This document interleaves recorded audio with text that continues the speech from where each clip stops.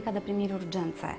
De cele mai multe ori, proprietarii ajung cu animalele într-o fază destul de avansată de boală, foarte speriați și îngrijorați că situația animalului lor este ireversibilă.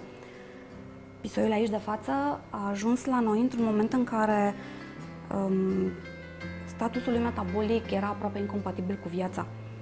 Din cauza unei intoxicații banale, pentru că a fost ignorat câteva zile la rând, toxicul respectiv a apucat să facă ravagii în organism. Pisoiul era foarte, foarte anemic și abia după ce am reușit să-i liniștim pe proprietari și să stăm puțin de vorbă cu ei, am aflat că de fapt se intoxicase mâncând tencuială de pe pereți. Și cel mai grav lucru care a trebuit rezolvat în momentul respectiv a fost rehidratarea animalului și încercarea de a-l ține în viață, deși numărul lui de eritrocite circulante era foarte mic. Pisoiul a avut nevoie de transfuzie de sânge și transfuzia de sânge la animale este o poveste foarte frumoasă pentru cei care agrează asemenea povești gen Animal Planet. Transfuzia de sânge se face de la un donator compatibil către un animal care are nevoie de sânge. Există posibilitatea de a stabili grupele sanguine. Procedura însă este foarte costisitoare și sunt puțini cei care își permit să plătească pentru asemenea investigații.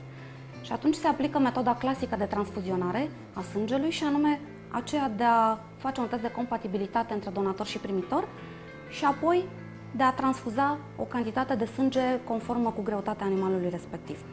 În cazul de față, am transfuzat 50 de ml de sânge, recoltați pe anticoagulant specific și transfuzați într-un interval de aproximativ o oră și jumătate. Pisoiul a început să se simtă foarte bine după primele 5 minute, din momentul în care sângele pe care îl primea își făcea datoria și anume aceea de a transporta oxigenul atât de necesar metabolismului pentru orice celulă din organism. El se simte foarte bine, au trecut 48 de ore de la transfuzie. Este un animal foarte tânăr, organismul lui produce suficient de multe eritrocite într-un timp destul de scurt.